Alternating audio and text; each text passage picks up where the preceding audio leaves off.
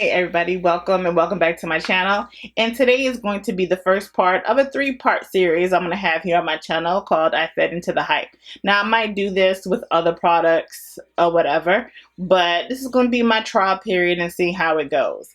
But it's called I Fed Into the Hype, and I did feed into the hype of the new Abh Norvina palettes. I did purchase all 3, and in today's video we will be working on the Volume 1 palette. So we're going to do a look with it. We're also going to discuss the price, whether or not it was worth the price, whether or not there's an alternative out there, because I feel like with this palette there's a different level of the average person doing their makeup versus someone who is skilled and stuff like that. But this is actually my first time using it. I have swatched it. I have never applied it on my face. So we're going to actually check out the performances together along with the other 2 palettes. So I'm not sure whether or not I'm going to issue all 3 videos out this week, but you'll definitely get at least one once a week. So today we're going to work on this palette. So if you're interested in getting my thoughts and opinions, by all means stay tuned. But before you get all cozy, go ahead and click that subscribe button that's located right over here, along with that notification bell, so you make sure that you don't miss another video from your girl. So yeah, go ahead. It's right here. Go ahead. Click it. Woo!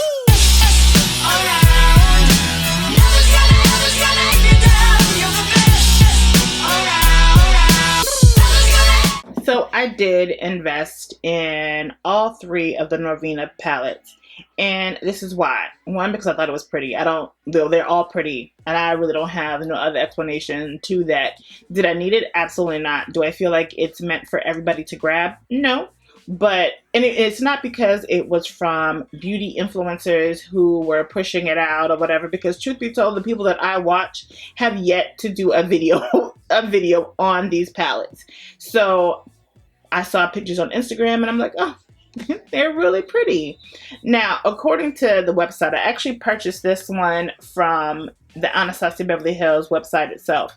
And also, too, at that time, I haven't ordered anything from their website in a long time. So they were offering, I guess, if I can get alerts via text message, and I'll get 15% off. So I did use my 15% on this palette. So instead of $60, I paid, $56, $58 for it. And I do believe it was free shipping because it was over a certain amount, but don't quote me on it because I'm not really sure. But it wasn't $60. I know I didn't pay $60 for this, including shipping. So let's take a look at it if you haven't seen it. There are 25 pressed pigments in this palette. I'm not going to go into what you can and cannot use on the eye, but if you go to the ABH website, along also too with Sephora, they have all the shades that are listed that are not necessarily beneficial to your eye to your eye. Not saying that you can't, but it's not FDA approved and it's not recommended to be used on the eye. So before you make any grand purchases, you need to know that, and also look on the back of the box if any of them are available in the store. I believe that this one isn't available at Sephora, or maybe it is at Sephora and not available at Ulta, but they do have it online at both stores. Oh, speaking English, Talia. So I'm not going to go into all of that, but like I said, the price is $60, and all the ingredients, all that you need to know, are located on the back of the box along with the weight. Again, guys, let me know down in the comment section if you want to know all the extra stuff, and then I'll go over it with you. So we're going to check this out together.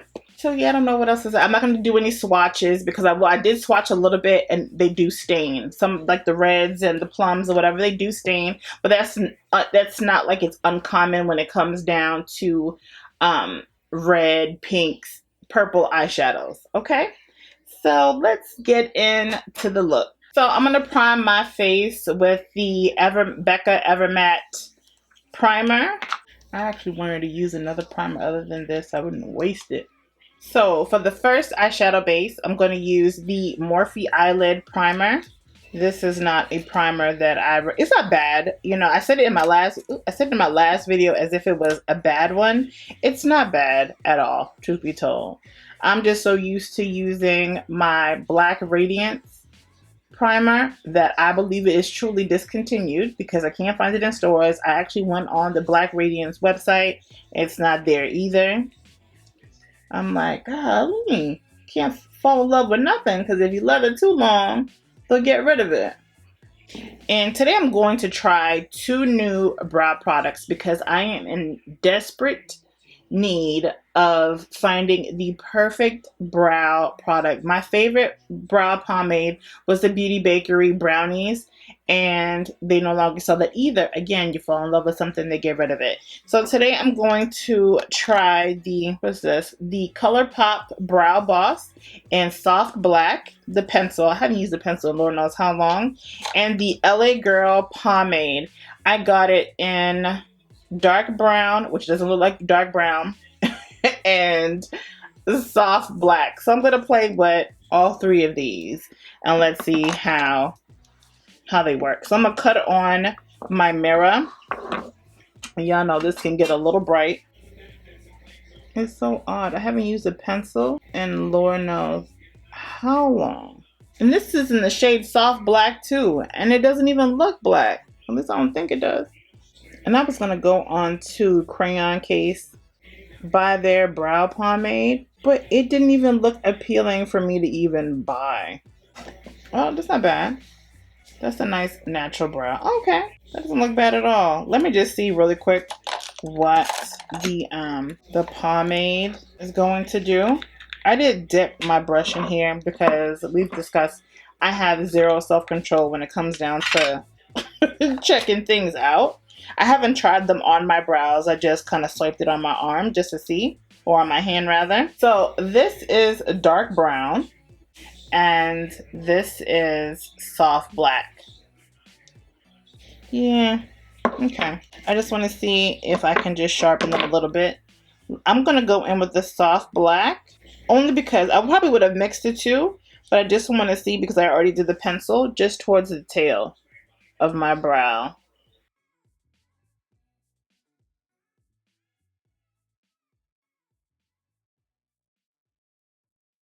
So to sculpt my brows, I'm going to use the L'Oreal Infallible Full Wear Concealer in Honey. This right now is my absolute favorite concealer.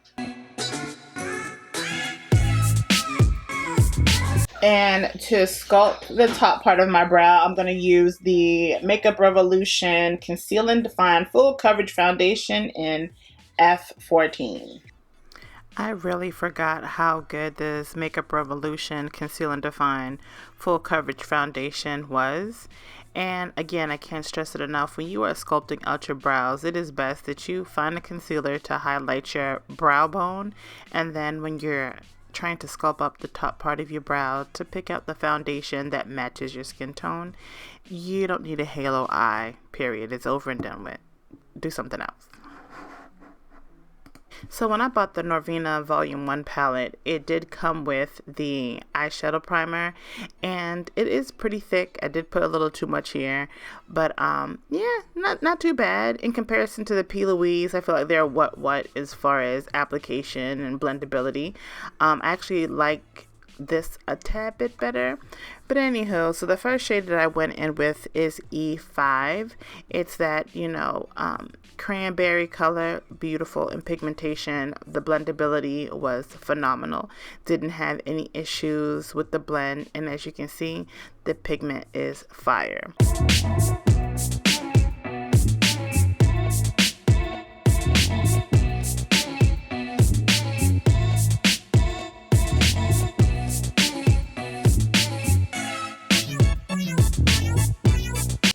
And I'm going to go back in with E5.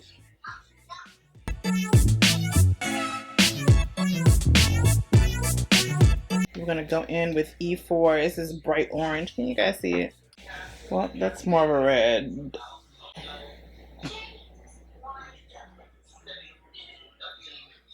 I don't know why I thought this was going to be somewhat lighter. So I switched up the game and went into what's this?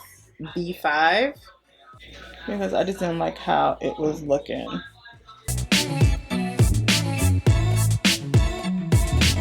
We're going to deepen it up a little bit and go into D5. This is a black. And then we're going to take some of the D4 and bring it in. Next shade is C3. I'm going to see if wetting the brush makes a difference. Oh yeah. C3 definitely performed better wet versus dry. I can't give a strong opinion if all the shimmers perform like that, but this one definitely did.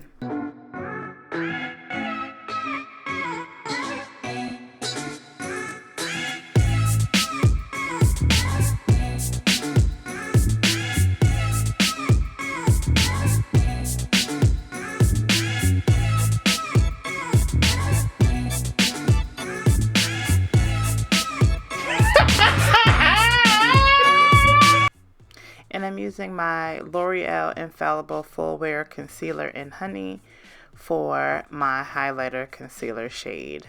I will be leaving everything down in the description box. Just FYI, you're going to start to notice my family interrupting the living bejesus out of me. Like everybody's coming out the woodwork. Nobody wants to talk to you until you're busy doing something. But nonetheless, you want to blend your concealer out. Make sure that you are blending until there are no harsh lines and everything appears to be seamless. Are you going to continue to be in here? Like, I think this toothbrush makes your teeth whiter. Brushing your teeth makes your teeth whiter. Yeah, every day. Every day. To get braces. So we're going to set our concealer with the Fenty Pro Filter Setting Powder in Honey. Listen, this powder has definitely grown on me because I really didn't like it initially. But using it with a brush has definitely changed the game for me. So I now recommend this powder with a brush though, not a sponge.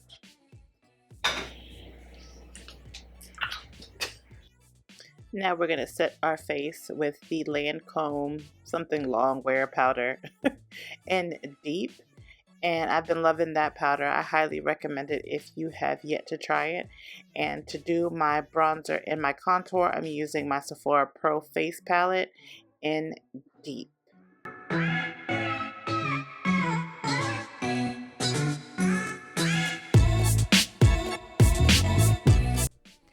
And I'm going in with the Anastasia Blush Kit palette. I can't remember which shade that is, and I don't even know if they still sell it. They might have it at TJ Maxx or Marshalls though. I've been trying to record at night. No, I haven't.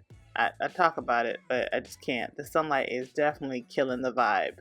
Look how it changes throughout the video. But nonetheless, for my highlighter, I use the ABH Glow Kit and Sunkissed. I try to stay with them brand. And for my eyeliner, I'm using the Maybelline Tattoo eyeliner. I'm going to leave everything down in the description box because I don't have products in front of me. And I'm just guessing at this point. But the link will be in the description box. But it is the Tattoo gel pencil, I believe in Onyx. And so we're going to smoke out our lash line using E4. I don't know what possessed me to pick up that big old fluffy brush to smoke that out. But yes, that's what I should have started out with a nice small smudge brush. So to make the eye look a little bit more intense, I went in with D5 to smoke it out even further.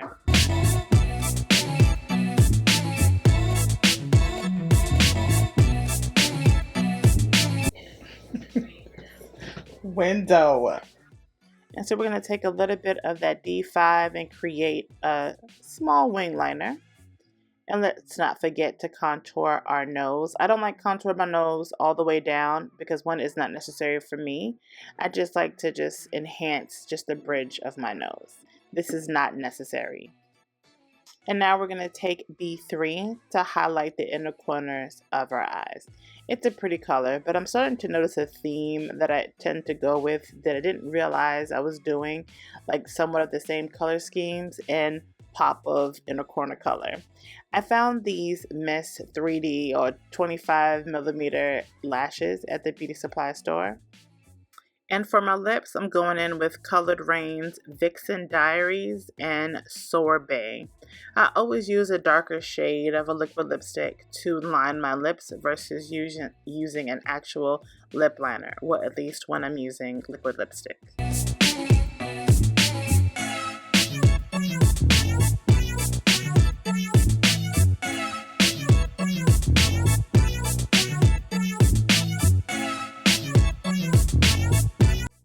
And for blending the two liquid lipsticks together, I always use a brush. You can always use your finger, you can use your lips. You can do whatever you feel like you need to do in order to accomplish this task.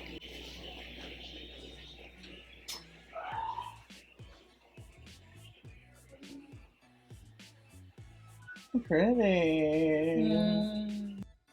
To lock this look in, I'm using my Black Radiance Matte Setting Spray. And this is the final look. Let me know down in the comment section, guys, what you think. I'm sorry I'm not able to close this video out like I normally do. It was just a bunch of racket going on, and you saw my family in and out just doing the most. So yeah, don't forget to like, comment, and subscribe. Go ahead and check out this palette if you are a makeup lover. Look. Why? Look. Llegó la mami que todo desespera, te deja boca abierta cuando esta negra llega.